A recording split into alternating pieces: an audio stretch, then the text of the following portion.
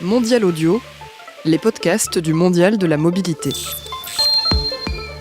Bonjour à toutes, bonjour à tous. Nous sommes en direct de ce magnifique studio niché au cœur du Mondial de la mobilité, Hall 2.2 pour être précis. N'hésitez pas à passer nous voir pour assister aux émissions. Nous sommes là tous les jours jusqu'à la fin du Mondial. Je vous souhaite la bienvenue pour cette nouvelle émission de questions de mobilité. 30 minutes consacrées à deux startups qui font la mobilité d'aujourd'hui et de demain. Et aujourd'hui, je reçois Valérie Mas, cofondatrice de Wino. Bonjour, bienvenue. Bonjour. Ça va bien ? Très bien. Super. Et je reçois également Ashley Poniatowski, qui est le cofondateur et directeur marketing de ThankYou. Bonjour. Bonjour, ça va ? Ça va très bien, merci beaucoup de nous recevoir. Avec plaisir. Encore une fois, dans Question de mobilité, on va commencer tout de suite par Wino, une start-up française donc créée en 2014 et qui propose aux entreprises, surtout, mais aussi aux particuliers, bien entendu, des solutions connectées aux véhicules afin de gagner en efficacité énergétique et d'adopter une conduite éco-responsable. Est-ce que je me trompe pour l'instant ? Tout est parfait. Tout est parfait. Alors je résume volontairement le petit pitch. Valérie Mas, donc cofondatrice, dites-nous plus exactement ce que propose Wino. Alors Wino est né d'une volonté d'agir sur les émissions de CO2 du secteur du transport. Je suis une ancienne de chez Total, j'ai passé 15 ans chez Total à apporter de l'énergie au monde et j'ai voulu apporter aussi la solution malheureusement qui est l'impact sur le climat de cette énergie. Et Wino, c'est un petit boîtier connecté qui va permettre de mesurer dans la voiture le comportement de conduite, le gaspillage énergétique de chacun des trajets, de réduire, de coacher le conducteur pour l'aider à réduire sa consommation de carburant, de le féliciter à chaque fois qu'il s'améliore ou qu'il ne prend pas sa voiture, et in fine de mesurer les émissions de CO2 qui sont quand même encore engendrées et de financer des projets qui vont absorber la même quantité de CO2 pour avoir un impact neutre sur la planète. Et petit plus, on plante des arbres à côté des collaborateurs pour qu'ils puissent voir et être fiers, voir de manière concrète leur impact. Oui, vous avez des projets de compensation, on va en parler, ne vous inquiétez pas. C'est vraiment cette notion de climat, de protection de l'environnement qui a motivé la fondation de Wino. Absolument, on est 2 associés, on a 3 enfants chacun et on voulait laisser une terre un petit peu plus propre. On en avait marre d'entendre parler du réchauffement climatique et il faudra demain faire quelque chose. On s'est dit mais pourquoi faut-il attendre que les véhicules deviennent électriques, attendre pour agir ? Pourquoi on ne pourrait pas proposer des solutions propres dès maintenant ? On a une conviction profonde, c'est que quand on prend sa voiture, on n'a pas envie de polluer, on ne la prend pas pour polluer, et que si on propose des solutions simples, concrètes, qui s'intègrent dans le quotidien des gens, peut-être qu'on peut enrayer le réchauffement climatique. C'est d'ailleurs de là qu'est né WeNow. Si nous, ensemble, on agissait dès maintenant, peut-être qu'on pourrait faire quelque chose. Là, vous tenez dans la main justement le petit boîtier qu'on peut mettre, c'est dommage qu'on ne soit pas en direct à la télévision, mais qu'on peut donc mettre à l'intérieur de la voiture. Et donc ce boîtier, pour être très précis, il enregistre énormément de données, c'est-à-dire le nombre de kilomètres parcourus, le nombre de carburant, le carburant consommé, et du coup, on peut mieux maîtriser son impact carbone via ces données-là et ce boîtier-là, c'est ça.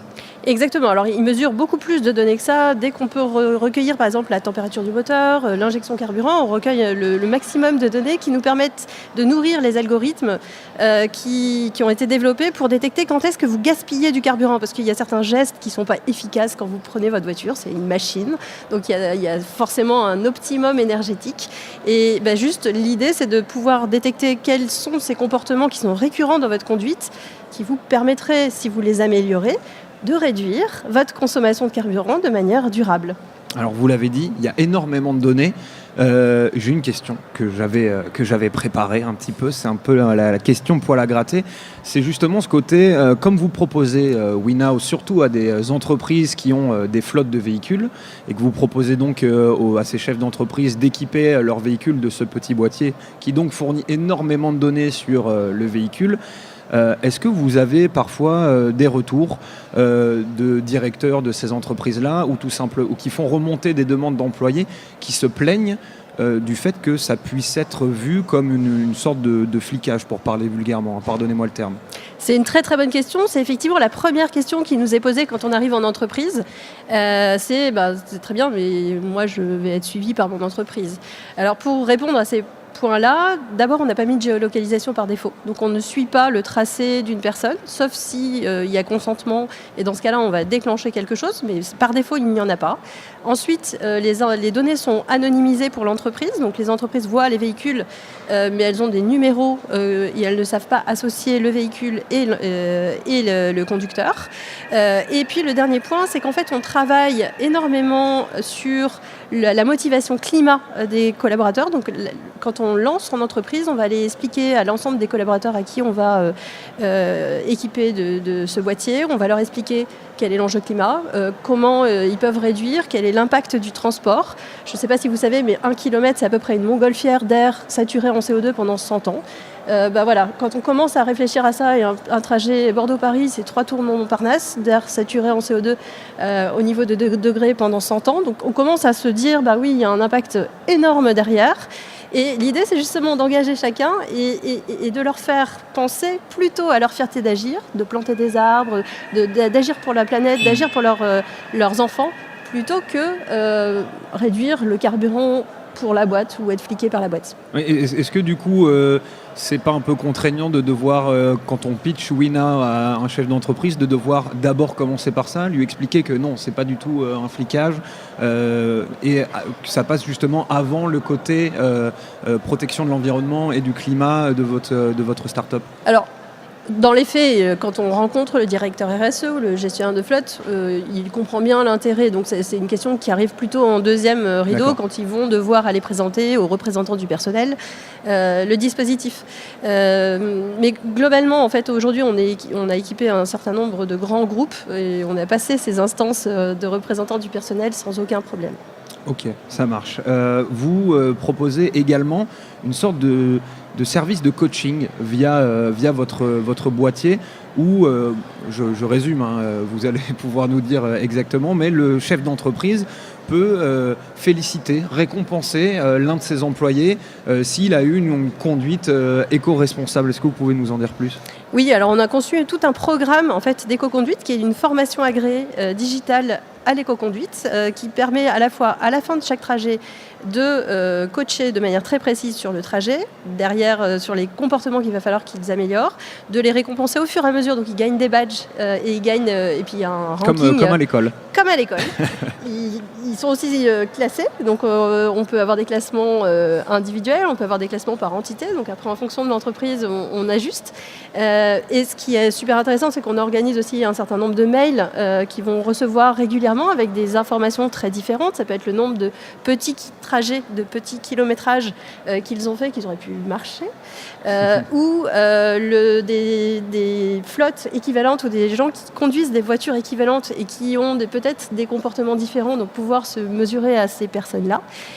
Et on organise régulièrement des challenges en entreprise, donc soit individuels, soit collectifs. Ils peuvent s'organiser par équipe pour soit atteindre le meilleur score, soit réduire ou maintenir un score dans un certain contexte, soit travailler sur une réduction particulière. Et je peux vous donner l'exemple très récent. On a fait un challenge en septembre. En septembre, classiquement, la consommation moyenne repart à la hausse, on sort des vacances, les gens se retrouvent dans les embouteillages et hop, on repart à la hausse.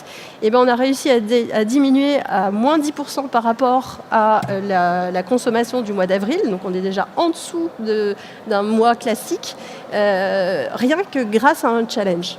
Ce côté justement récompense assez pédagogique, c'est pour vous une manière de transformer le côté contraignant que peut avoir d'avoir une conduite éco-responsable, c'est-à-dire on va moins vite, on fait quand même plus attention à son embrayage, etc. Et justement de le transformer en quelque chose de stimulant. Oui, l'idée c'est vraiment que ce soit un jeu. Et en fait on s'aperçoit que c'est pas une conduite pépère, c'est plutôt une conduite très complexe, de savoir accélérer au bon moment, de savoir accélérer fortement, puisque en fait il faut une accélération forte pour éviter de consommer beaucoup. Et ça, potentiellement, les gens ne le savent pas. Je vous le dis, même moi, je ne le savais pas. Et voilà. Donc, si vous savez que vous pouvez maintenir votre vitesse, mieux vaut accélérer rapidement pour passer rapidement toutes les vitesses, parce que vous serez à un niveau de consommation bien moindre. Et effectivement, l'idée, on a tout travaillé sur la base de nudge, de sciences comportementales. L'idée, c'est d'embarquer le collaborateur de manière extrêmement ludique tout au long de son apprentissage. Et on parlait tout à l'heure justement du fait que WeNow ce soit quand même, on va dire, un service qui est destiné, en tout cas plus particulièrement aux chefs d'entreprise, mais vous proposez aussi bien sûr votre service aux particuliers. Quel est l'intérêt justement pour un particulier d'avoir ce système dans sa voiture ? Alors aujourd'hui, effectivement, on commercialise surtout aux entreprises. On a fait économiser là en 5 mois à une entreprise 70 000 euros de carburant, ce qui n'est pas un budget, pas un petit budget. L'idée derrière, c'est les entreprises qui ont équipé les véhicules de fonction ont aussi des collaborateurs qui n'ont pas forcément des véhicules de fonction.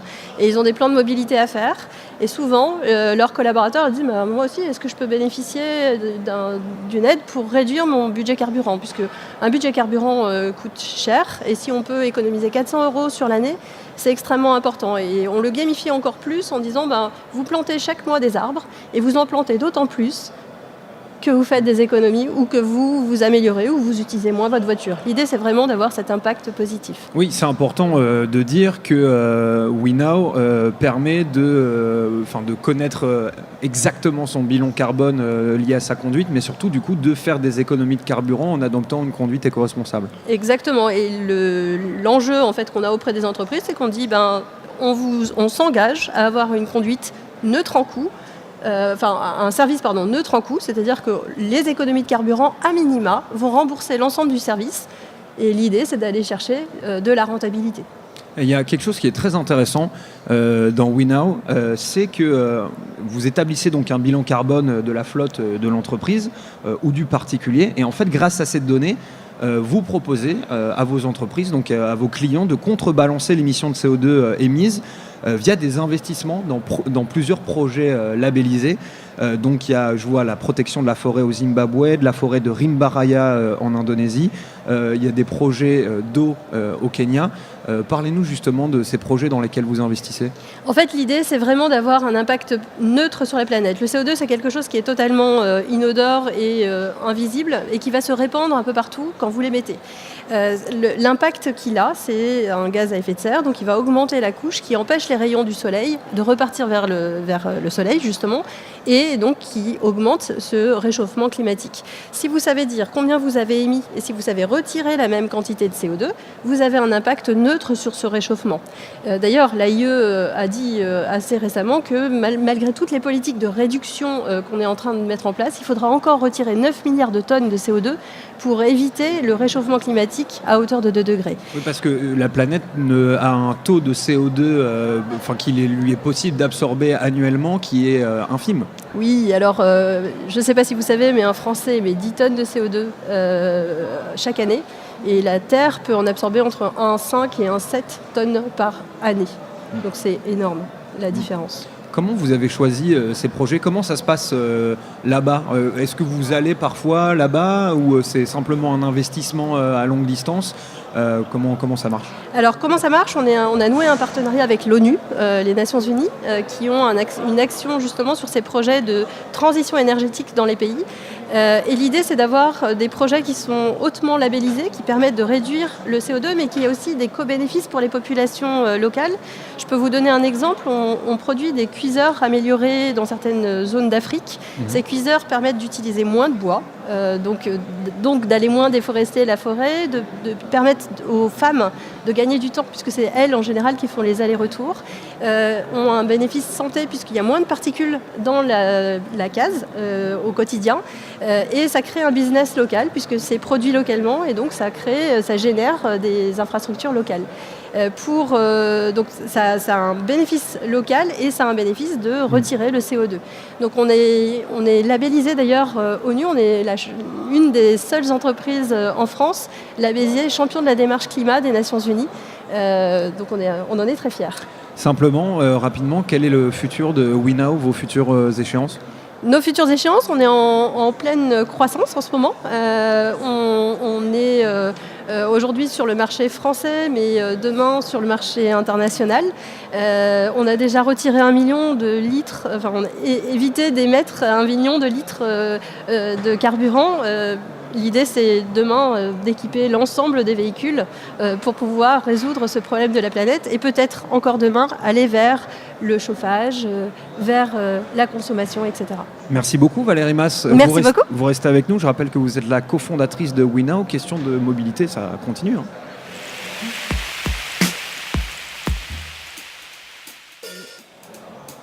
On continue donc cette émission avec notre deuxième start-upper du jour. Il s'appelle Ashley Poniatowski. Rebonjour. Rebonjour. Merci d'avoir patienté. Non, mais c'était très intéressant. Vous êtes donc le cofondateur et directeur marketing de ThankYou, qui n'est autre qu'une station-service mobile destinée aux entreprises comme aux particuliers. Expliquez-nous ça. Alors, ThankYou, donc nous avons lancé le service il y a 1 an et demi, donc au mois de mai 2017. Et l'idée est assez simple, c'est donc des véhicules qui sont équipés d'outils de distribution de carburant. Et l'idée, c'est que ce n'est plus la flotte des entreprises qui se déplace en station, mais la station qui se déplace sur les flottes. Et donc nous intervenons pour des entreprises 24 heures sur 24, où nous réalisons le plein pour les collaborateurs. Donc aujourd'hui, notre premier secteur, c'est par exemple le transport express. On travaille pour des grandes entreprises de transport. On intervient de 2h30 du matin et on remplit l'ensemble de la flotte des véhicules pour les entreprises. D'accord, ça représente votre service, on va dire, global, basique. Est-ce que vous avez d'autres services à côté ? Alors aujourd'hui, donc déjà on adresse sur plusieurs typologies. Donc l'entreprise, principalement, c'est du B2B, donc vers les entreprises. On réalise également vers du B2B2C, donc c'est-à-dire vers les salariés d'entreprise. L'idée, c'est que c'est un confort et même une utilité pour certains collaborateurs pour ne pas faire de déplacement. On va vers d'autres éléments, donc c'est-à-dire qu'on réalise pour du diesel, de l'essence, de l'AdBlue désormais. On fait des services annexes, typiquement le gonflage des pneus. Et l'idée, évidemment, c'est de préparer en 2019 les énergies alternatives, donc GNV, bio-GNV et l'électrique. Et pour les particuliers ?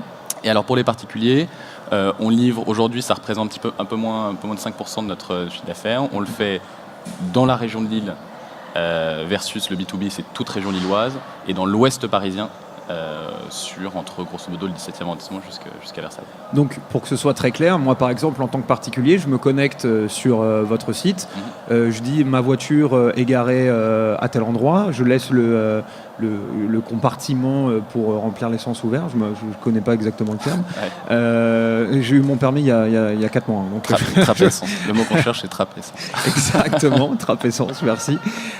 Et je dis voilà, à telle heure, à tel endroit, et ThankYou se déplace et me fait le plein. Exactement. Alors aujourd'hui, vous avez soit la possibilité d'aller sur notre site internet, où on a une expérience client entièrement digitalisée, c'est-à-dire que vous remplissez les informations de votre véhicule, le lieu de livraison et un moyen de paiement. Ou sinon, vous allez tout simplement sur l'Apple Store ou Google Play. On a une application qui est très simple d'utilisation. Ça prend 2 minutes de s'enregistrer et après, le processus est exactement celui que vous avez décrit. Et vous faites ça partout en France ? Et on fait ça région parisienne, région lilloise. On va certainement ouvrir la ville de Lyon d'ici la fin de l'année. Et l'idée est un petit peu comme WeNow d'avoir des ambitions européennes en 2019. Ouais, justement, comment se passe votre développement jusqu'à présent ? Alors aujourd'hui, on a donc en 1 an et demi, on est passé de 3 associés à 17 collaborateurs. On a une flotte de véhicules d'un petit peu moins d'une dizaine et on a fait un chiffre d'affaires estimé cette année qui est de 3 millions d'euros. Est-ce qu'il y a un prix minimum pour un plein ? Non, il n'y a pas de prix minimum. Après, en général, on demande quand même aux gens. C'est-à-dire qu'on a eu, par exemple, il y a peu de temps, quelqu'un qui nous a demandé, qui était tombé en panne d'essence, qui nous a demandé d'intervenir, mais il nous a demandé juste 5 litres pour aller jusqu'à la station. Donc à ce moment-là, on demande quand même de faire au moins le plein. Mais donc, non, il n'y a pas de minimum. Oui, vous n'êtes pas dépanneur, quoi. Exactement. Non, ok, je comprends. Où est-ce que vous ravitaillez en carburant ? Alors aujourd'hui, on a plusieurs sources d'approvisionnement. La principale, c'est qu'on dispose de culs sur lesquels on achète en vrac. C'est le principal source d'approvisionnement.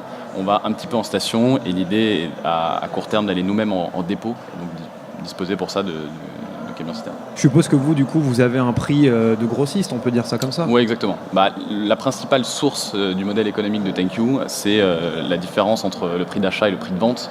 Donc on achète à un prix le plus intéressant possible.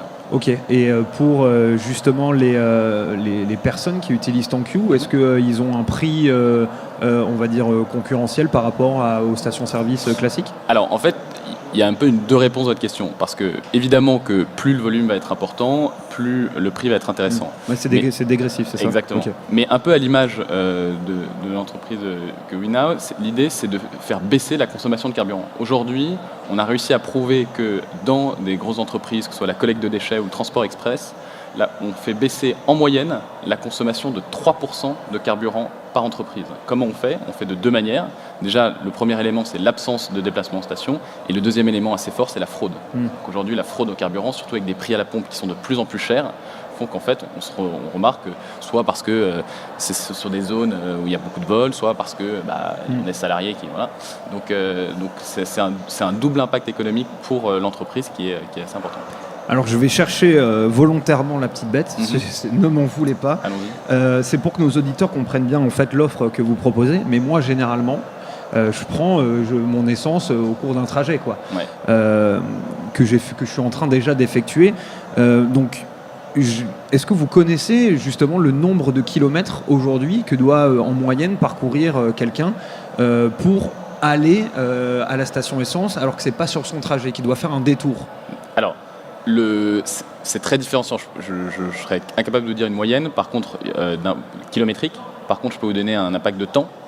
Aujourd'hui, il faut en moyenne, tous les 15 jours, 30 minutes de déplacement supplémentaire pour des particuliers pour aller à la station.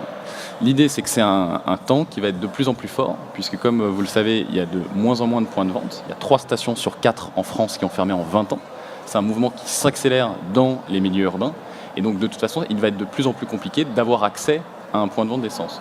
Donc, je pense que les systèmes comme ThankYou, en tout cas de mobilité globalement, vont être de plus en plus répandus pour être une alternative à l'absence de station essence. Ouais, vous faites la transition pour moi, c'est parfait. C'est exactement ce que j'allais vous demander, quoi. C'est justement, qu'est-ce que vous pensez de cette disparition petit à petit des stations service en ville? On fait une double transition parce qu'on fait à la fois cette transition là-dessus et l'idée c'est d'accompagner vers les transitions énergétiques parce que c'est le deuxième problème qu'il y a aujourd'hui, c'est que finalement si vous achetez une voiture électrique ou une voiture GNV, bio-GNV, c'est assez compliqué d'y avoir accès. Donc ça c'est l'ambition pour l'année prochaine. Et sinon, pour répondre à la question que j'ai oubliée, je suis désolé. Non, c'était justement sur qu'est-ce que vous pensez de cette disparition des stations-service en ville. La disparition, il y a plusieurs raisons.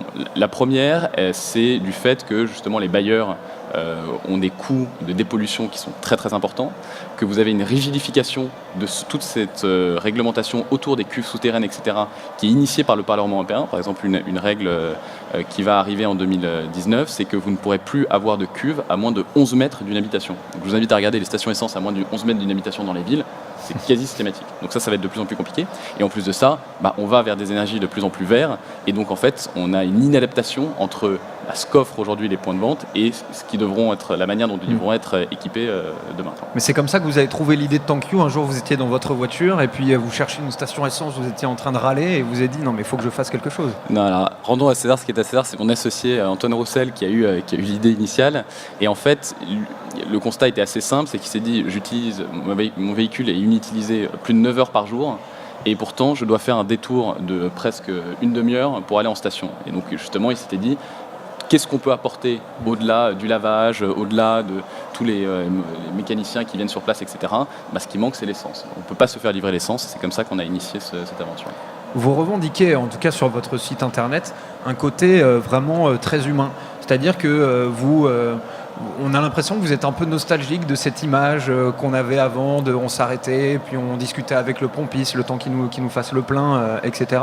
Et vous proposez ça aussi avec ThankYou, ce côté rapport humain entre la personne qui vient faire le plein d'une voiture, tout simplement, ouais. Et puis le client, quoi. Exactement. Déjà, c'est ce qu'on avait voulu transposer dans le nom, déjà, ThankYou, le jeu de mots avec le merci, avec le sourire, le logo de ThankYou est rose avec un sourire en dessous, etc. Donc on avait voulu, vraiment c'est très important, on met énormément d'investissement et de temps dans le service client pour accompagner le client. Et ensuite, je trouve que c'est le modèle qui est assez sympa, c'est-à-dire qu'aujourd'hui on va sur un modèle qui est de plus en plus digital. Vous achetez en ligne, vous n'avez pas de moins en moins de magasins, etc. Et pourtant, on essaye, dans ce modèle digital, d'avoir un livreur, qui sont chez nous les tankers, qui soit sympa, qui vous aide. Par exemple, on a un tanker il n'y a pas très longtemps, on avait une une dame retraitée qui n'arrivait pas à déplacer son véhicule, et il est resté 45 minutes avec elle, alors même que le plein d'essence a pris 3 minutes. L'idée, c'est qu'on investit énormément de patience et de formation dans nos livreurs pour qu'ils puissent être le plus agréable possible et d'avoir en effet cette image de vieux pompiste un peu sympa qui vous aide. Il y a un service que vous proposez avec ThankYou, c'est le dashboard qui en fait permet de contrôler réellement, en tout cas de voir le volume de CO2 qu'on peut économiser un petit peu comme Winner. Oui, on a complètement volé l'idée de Winner. Alors comme vous l'avez dit, aujourd'hui notre première cible c'est le B2B. 95% du chiffre d'affaires chez ThankYou est fait auprès des entreprises. Et aujourd'hui on a un double engagement. Premier engagement, c'est des livraisons simples, flexibles et sécurisées. C'est du 24/24, formé par des personnes qui sont en CD chez nous. Le deuxième engagement, c'est ce dashboard, cet espace pro qui permet d'avoir un accès aux entreprises à l'ensemble des informations. Pour les entreprises aujourd'hui, qu'est-ce qu'elles font ? Elles ont des cartes carburant. Ces cartes carburant, c'est peu lisible, vous pouvez faire un extract d'Excel, etc. Bon, c'est pas top. Chez ThankYou, on a des tableaux qui sont extrêmement lisibles, on agrège toutes les données de livraison. C'est-à-dire que si vous, par exemple, vous avez une entreprise de 20 véhicules, je serais capable de vous dire les 3 véhicules qui consomment le plus et pourquoi. Est-ce que c'est parce que, alors pourquoi, ça je laisserai Winnow de dire pourquoi, est-ce que c'est de l'éco-conduite, etc. Mais en tout cas, parce qu'il a consommé 22% de plus. Si vous avez vos véhicules sont sur plusieurs sites, je serais capable de dire quel site, je suis capable de dire votre projet kilométrique. Donc on donne un maximum d'informations pour aider justement, évidemment, d'optimiser la gestion et le budget carburant et d'être assez pédagogue sur ces sujets-là. C'est quoi votre client type chez ThankYou ? Enfin, s'il y en a. Oui, bien sûr. Alors, le client type aujourd'hui, c'est. Alors, on va de particuliers, évidemment, parisiens ou lillois, jusqu'à des entreprises qui nous ont confié à peu près 80-90 véhicules par flotte aujourd'hui. Mais le client moyen, c'est une entreprise soit dans le transport, soit dans le BTP, qui a à peu près une flotte de 10-12 véhicules et qui nous confie ça en région parisienne ou région lilloise et bientôt région Londres. J'ai vu que vous alliez prochainement faire une levée de fonds, c'est ça ? Se dire que tout va bien pour vous en ce moment ? Écoutez, en tout cas, les chiffres sont ouverts chez ThankYou. Après, le principe d'une start-up, c'est que c'est jamais gagné et qu'évidemment, c'est des combats qui vont après les uns. Aujourd'hui, on va vers un tour de financement très certainement vers 2019 pour notre objectif, financer notre croissance, c'est-à-dire mettre des nouveaux véhicules ThankYou dans chaque ville française et, je l'espère, dans des villes européennes très bientôt. C'est quoi votre rêve pour ThankYou ? À quoi vous voilà, c'est quoi ? C'est ça le rêve. Vous voulez que j'arrive pas à formuler ma question. À quoi voulez-vous que ressemble ThankYou dans un futur utopique ? Alors moi, dans un futur utopique, j'aimerais que ThankYou soit capable d'adresser tous les carburants. Et surtout très rapidement les véhicules GNV, bio-GNV, hydrogène et électrique. Je pense que l'idée, c'est d'accompagner. Aujourd'hui, le principal problème sur l'accompagnement de la transition énergétique, ce n'est pas tellement la volonté politique ou la volonté des particuliers, c'est l'accès à l'énergie. Aujourd'hui, c'est très compliqué si vous avez un véhicule électrique d'avoir accès à une prise électrique ou GNV. C'est ça le principal problème. Donc ça, c'est notre première ambition. Et c'est évidemment de pouvoir être dans à peu près toutes les zones urbaines à horizon 5 ans et de pouvoir que vous soyez un peu comme l'application Uber quand vous arrivez à Nice, Paris ou Zurich, de pouvoir utiliser votre Uber, de le faire avec votre plein d'essence chez ThankYou. Merci beaucoup, merci en tout cas, d'avoir répondu à nos questions. C'est la fin de cette émission. Je vous remercie encore beaucoup d'être venu. Je rappelle qu'il y avait pour cette question de mobilité Valérie Mas, qui est la cofondatrice de Winnow, et Ashley Poniatowski, qui est le cofondateur et directeur marketing de ThankYou. Merci beaucoup d'être venu, ça fait plaisir. Merci également au public d'être passé nous voir. N'hésitez pas, je vous rappelle que nous sommes là tous les jours jusqu'à la fin du mondial. Vous pouvez bien évidemment retrouver cette émission en podcast sur mondial-paris.audio et sur les applications de podcast en tapant mondial-audio. Nous sommes sur les réseaux sociaux, Facebook et Twitter. On se retrouve très bientôt, que ce soit pour une question de mobilité ou pour voyage en mobilité. À la prochaine. Au revoir.